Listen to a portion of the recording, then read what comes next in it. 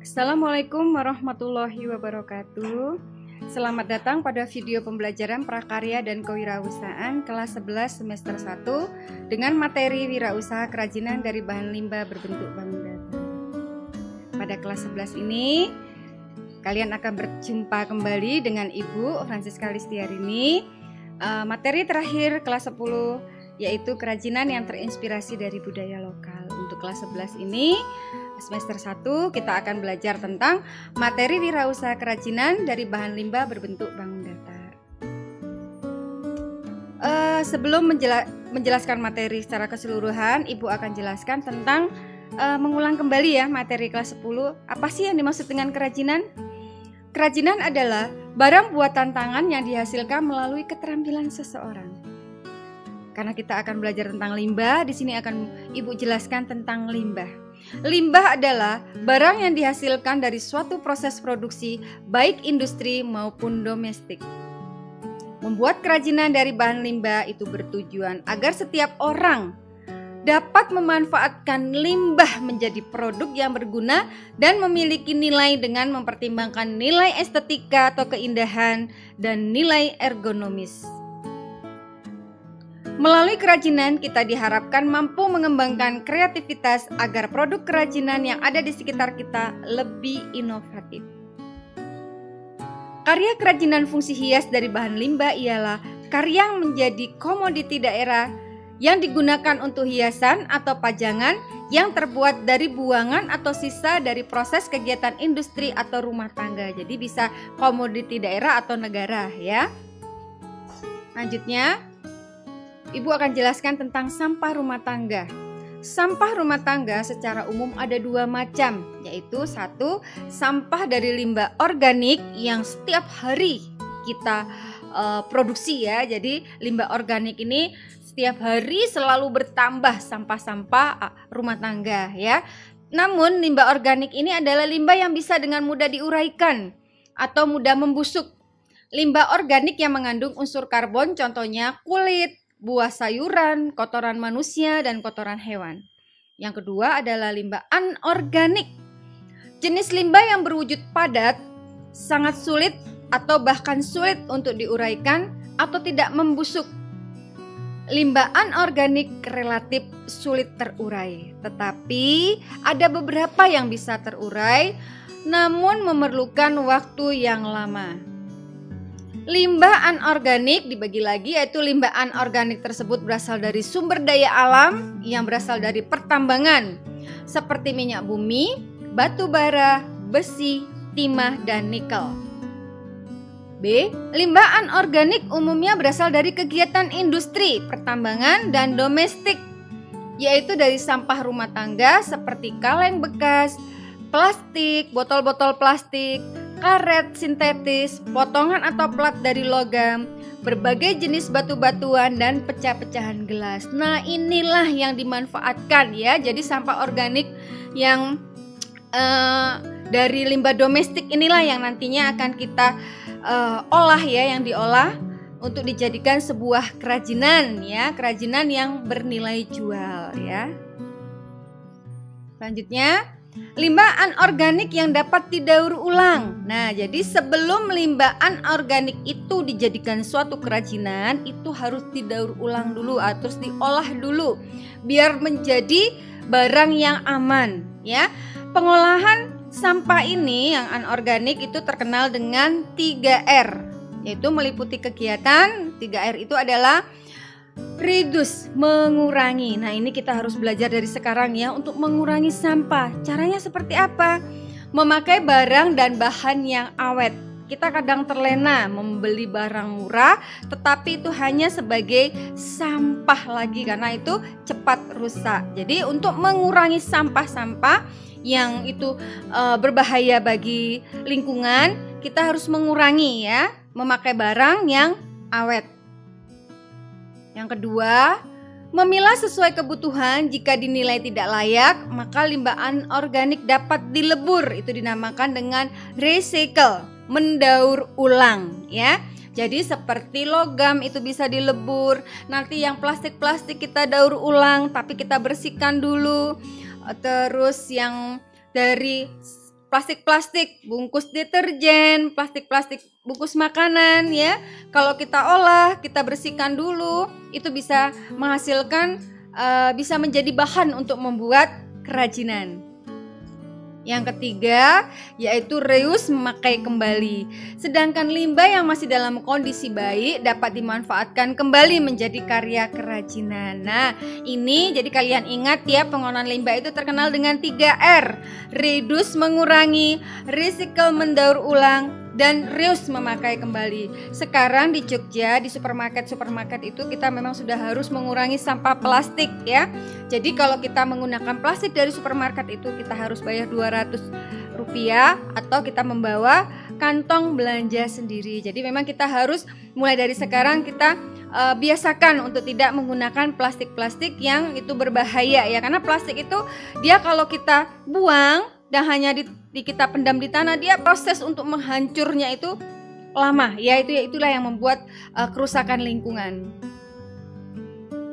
Jika limbah sudah beralih manfaat menjadi barang kerajinan, maka secara ekonomi nilainya akan meningkat.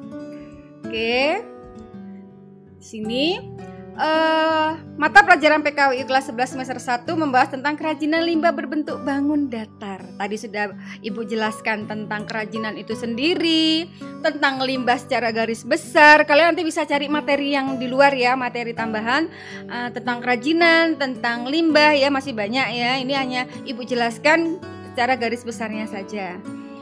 Sekarang limbah berbentuk bangun datar itu sendiri apa toh? Limbah yang berdimensi 2, yaitu limbah yang memiliki sisi panjang dan lebar sehingga tidak mempunyai ruang. Limbah berbentuk bangun datar dapat berupa bidang beraturan seperti lingkaran, segi 4, segitiga, dan bangunan tidak beraturan. Contoh limbah berbentuk bangun datar antara lain kertas, kain perca, plastik-plastik bungkus deterjen, plastik-plastik kemasan ya, yang itu tidak bisa hancur ya, jadi bisa kita jadikan barang kerajinan. Sebelum Ibu jelaskan keseluruhan dari materi wirausaha kerajinan dari bahan limbah berbentuk bangun datar, ini Ibu tayangkan peta konsep biar nanti punya bayangan apa sih materi-materi yang akan kita pelajari.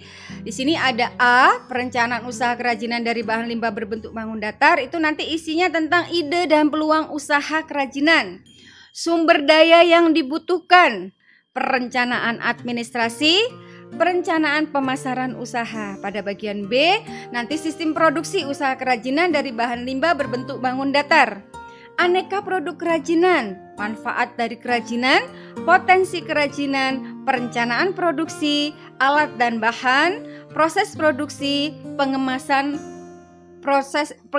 produk kerajinan. Selanjutnya ini nanti ada perhitungan titik impas atau terkenal dengan BEV, Break Even Point, usaha kerajinan dari bahan limbah berbentuk bangun datar. Di sini akan dipelajari tentang garis besar menghitung biaya pokok produksi. Yang keempat atau D, strategi promosi produk usaha kerajinan dari bahan limbah berbentuk bangun datar. Pengertian promosi, menentukan strategi promosi, melakukan promosi ya. Yang terakhir, laporan kegiatan usaha. Ini nanti biasanya ada tugas membuat laporan. Nah, sebelum kita melangkah ke materi selanjutnya, apa sih tujuan pembelajaran pada materi wirausaha kerajinan dari limbah berbentuk bangun datar? Tujuannya yaitu siswa atau peserta didik mampu: 1. Untuk membuat perencanaan usaha kerajinan dari bahan limbah berbentuk bangun datar di wilayah setempat dan lainnya untuk membangun semangat berwirausaha. 2. Mengapresiasi keanekaragaman karya kerajinan dari bahan limbah berbentuk bangun datar dan pengemasannya. 3. Mengidentifikasi potensi kerajinan dari bahan limbah berbentuk bangun datar di wilayah setempat dan lainnya berdasarkan rasa ingin tahu dan peduli lingkungan. 4. Merancang produk kerajinan dari bahan limbah berbentuk bangun datar dan pengemasannya dengan menerapkan prinsip perencanaan produksi kerajinan. 5. Membuat produk kerajinan dari bahan limbah berbentuk bangun datar dan pengemasannya sesuai konsep berkarya. Nanti kita akan bisa praktek ya. Jadi bahan utamanya adalah limbah. Limbah yang diutamakan adalah limbah anorganik yang tidak bisa terurai, yang berbentuk bangun datar. Nanti kita bisa praktek secara sederhana ya. Kalau bisa itu nanti yang kalian praktekkan yang bisa kalian gunakan. Jadi jangan hanya praktek tetapi tidak hanya digunakan dan itu menjadi sampah baru lagi. Oke. Pada perencanaan usaha kerajinan dari bahan limbah berbentuk bangun datar, itu akan kita pelajari tentang ide dan peluang usaha kerajinan dari bahan limbah berbentuk bangun datar. 2. Sumber daya yang dibutuhkan dalam usaha kerajinan dari bahan limbah berbentuk bangun datar. 3. Perencanaan administrasi usaha kerajinan dari bahan limbah berbentuk bangun datar. 4. Perencanaan pemasaran usaha kerajinan dari bahan limbah berbentuk bangun datar. Oke. Pertama, perencanaan usaha kerajinan dari bahan limbah berbentuk bangun datar. Aspek-aspek penting dalam perencanaan usaha kerajinan dari limbah berbentuk bangun datar atau ide dan peluang usaha kerajinan dari bahan limbah berbentuk bangun datar. Apa sih ide dan peluang usaha? Ide pembuatan produk kerajinan yang memiliki ciri khas dan karakteristik.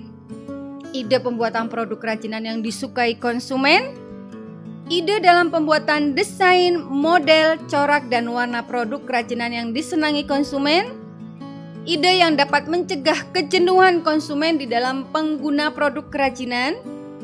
Ide dalam pembuatan produk kerajinan yang dapat memenangkan persaingan. Ide dalam pembuatan dan pendayagunaan sumber-sumber produk kerajinan. Nah, jadi pada materi ide dan peluang usaha kerajinan dari bahan limbah berbentuk bangun datar ini sangat penting ya. Jadi sebelum kita memutuskan untuk membangun usaha atau untuk membuka usaha, kita harus punya ide. Jadi ide pembuatan produk kerajinan. Kita harus membuat produk kerajinan itu memiliki ciri khas ya. Jadi dengan memiliki ciri khas, produk yang akan kita buat itu akan lebih gampang diingat sama konsumen atau diingat oleh masyarakat ya.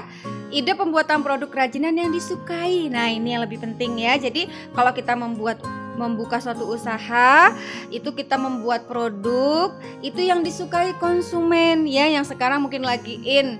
Kalian pernah dengar itu kalau yang kuliner itu anak-anak muda itu senangnya yang makanan pedas-pedas ya.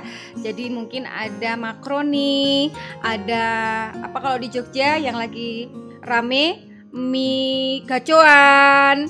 Terus mungkin baju-baju juga ya, baju-baju model hijab, model-model jilbab ya. Sekarang itu orang yang tidak pakai jilbab sama orang yang pakai jilbab itu lebih banyak orang yang pakai jilbab dengan model jilbab yang bermacam-macam ya. Ini sebenarnya ide ya, ide. Jadi kalau kita produksi itu disukai sama konsumen, kita harus update terus modelnya seperti apa. Begitu juga model-model baju ya. Terkadang produksi sekarang itu belum tentu akan diminati sama anak muda. Jadi memang anak muda itu lebih ke tren model ya. Jadi memang pengusaha-pengusaha baju terutama fashion itu dia lebih ke update ilmu tentang tren-tren model baju ya. Terus ide yang mencegah kejenuhan. Nah, jadi ini seperti apa sih ide yang mencegah kejenuhan? Jadi kita membuat produk yang mungkin itu selalu dipakai ya, selalu dipakai oleh masyarakat. Mungkin seperti baju-baju kerja ya, model-model baju kerja, batik-batik sekarang itu namanya motif batik. Itu setiap daerah mempunyai motif-motif batik tersendiri ya.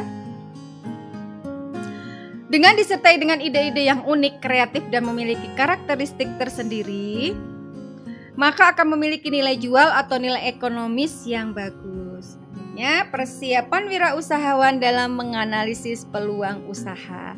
Di sini sebelum kita menjadi seorang wirausahawan, kita harus menganalisis peluang dulu ya. Di sini akan dipelajari tentang meneliti berapa luas usaha yang akan dipilih. Bentuk usaha yang akan dipilih, jenis usaha apa yang akan ditekuni, informasi usaha yang akan diterima, ada atau tidaknya peta usaha yang menguntungkan. Catatan, setelah mengidentifikasi peluang usaha dan menganalisis langkah selanjutnya yaitu pemetaan potensi usaha yang didasarkan pada ciri khas kerajinan dari masing-masing daerah. Nah, ini sangat penting ya. Jadi kalau kita ingin mendirikan suatu usaha, kita harus tahu berapa luas usaha yang akan kita pilih, bentuk usaha yang akan kita pilih. Kita mau kuliner atau ke fashion ya, itu harus kita analisis dulu. Jenis usaha yang akan ditekuni, informasi yang akan diterima, ada atau tidaknya peta usaha yang menguntungkan. Ini sangat penting sekali ya.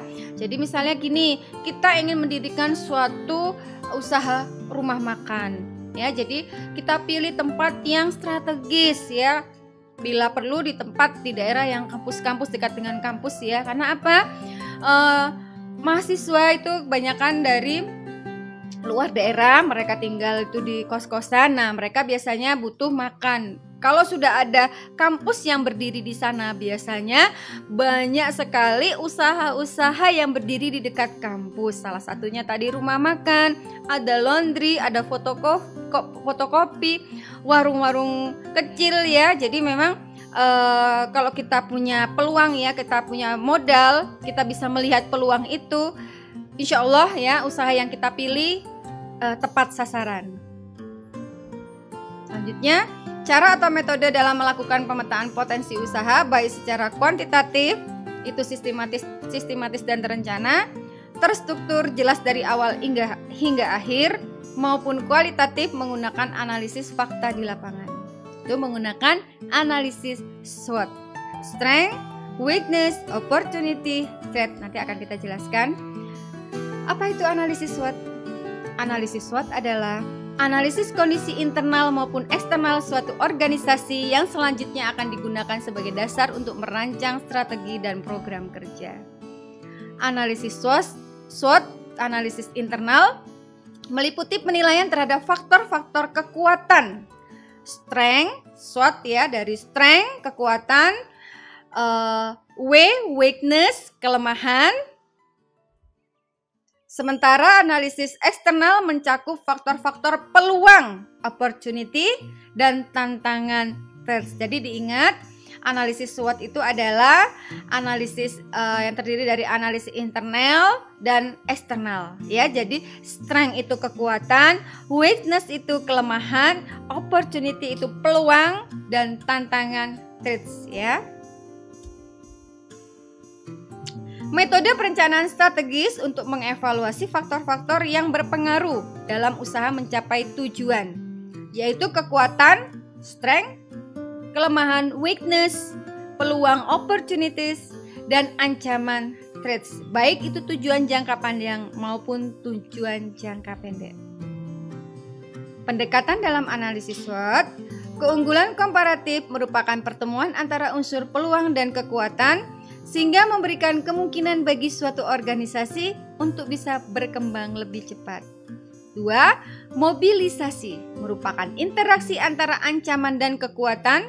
Mobilisasi sumber daya yang menjadi kekuatan organisasi untuk memperlunak ancaman dari luar dan mengubah ancaman tersebut menjadi sebuah peluang.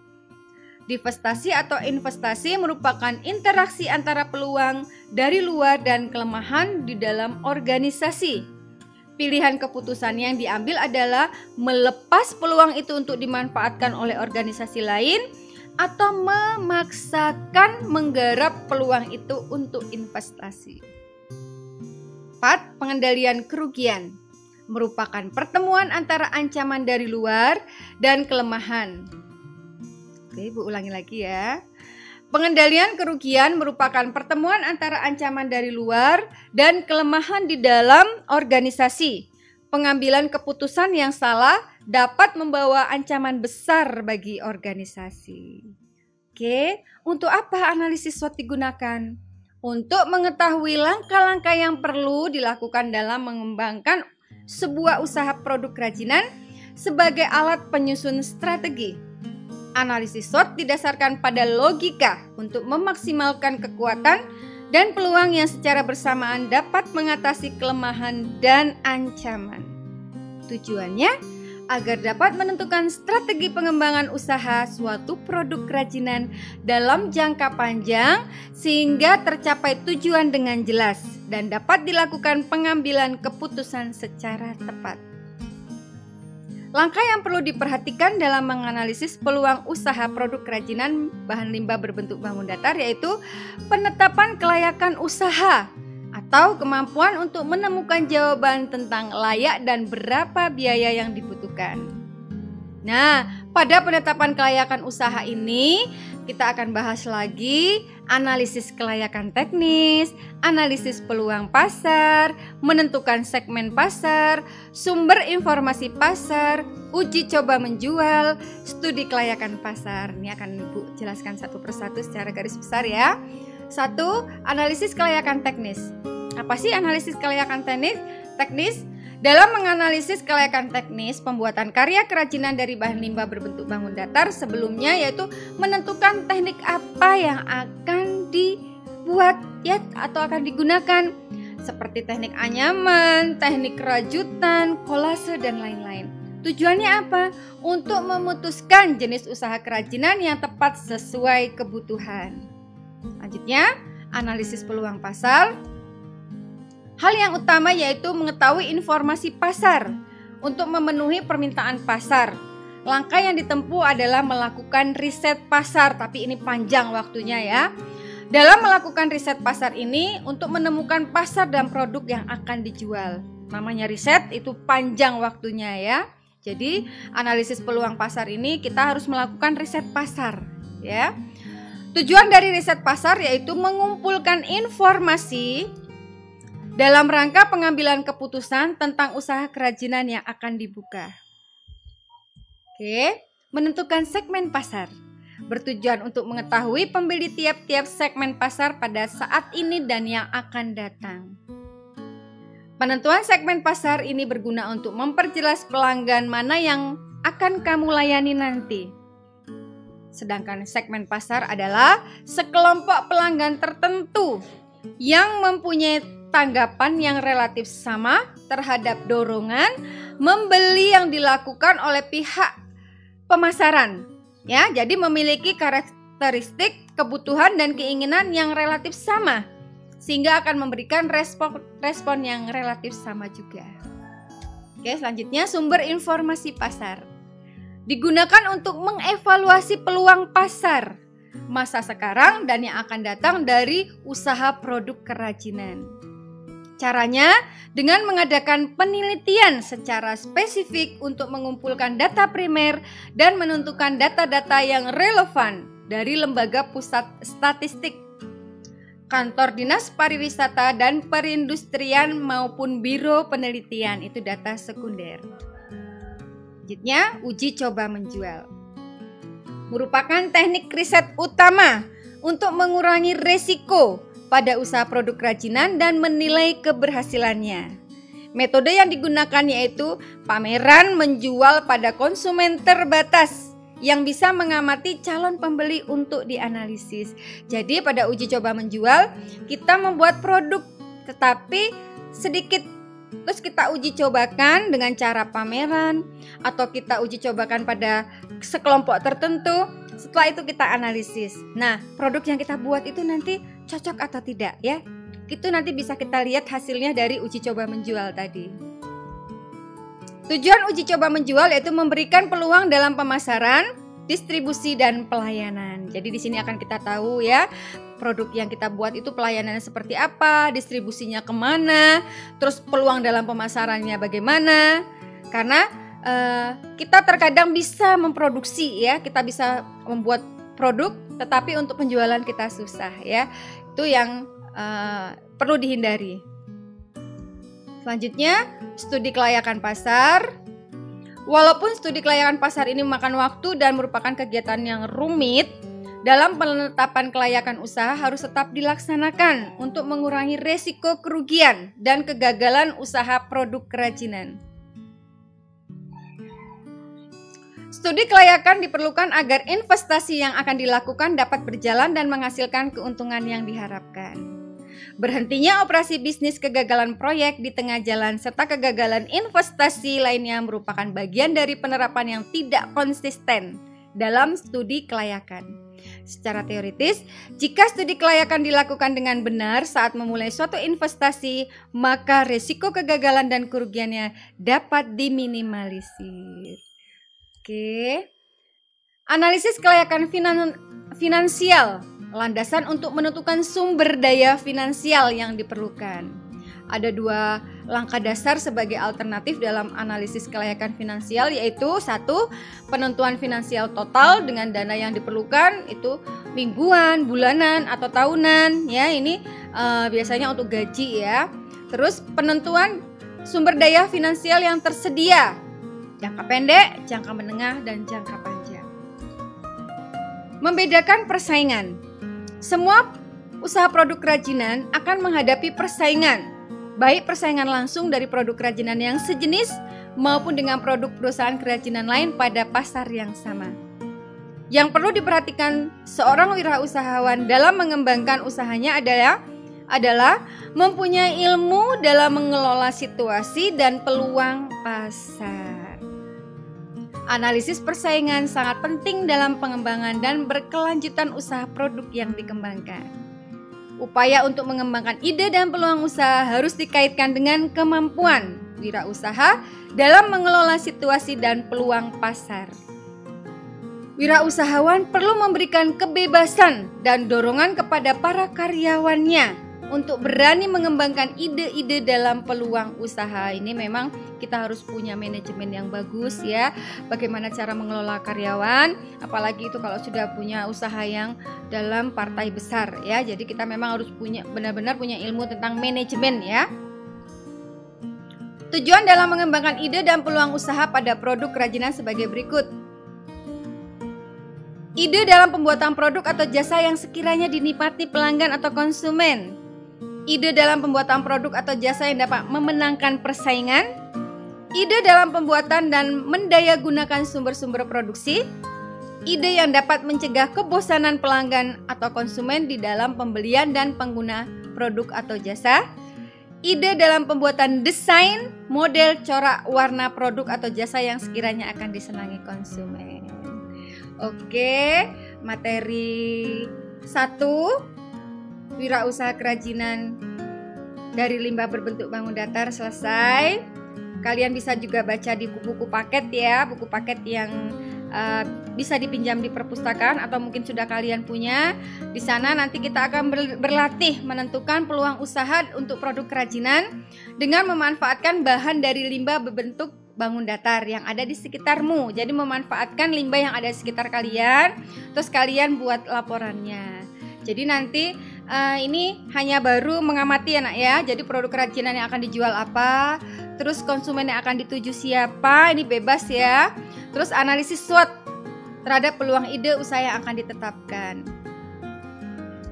Nah, tabel tugas 1 ini nanti akan Ibu bagikan di WA group ya. Nanti tinggal kalian print, nanti kalian beri nama, kalian nanti tentukan. Ini adalah tugas pertama pada pelajaran materi Ibu di wirausaha kerajinan yang berbentuk bangun datar ya.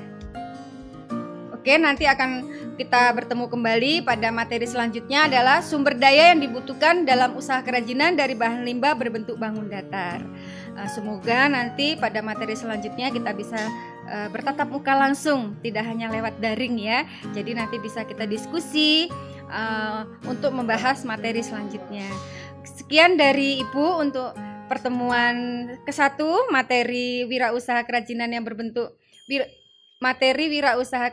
berbentuk limbah bangun datar ya. Sampai ketemu pada materi kedua, yaitu sumber daya yang dibutuhkan dalam usaha kerajinan dari bahan limbah berbentuk bangun datar. Kurang lebihnya Ibu mohon maaf. Cukup sekian. Manfaatkan waktu stay at home dengan belajar yang sebaik-baiknya. Oke, sekian dari Ibu. Assalamualaikum warahmatullahi wabarakatuh.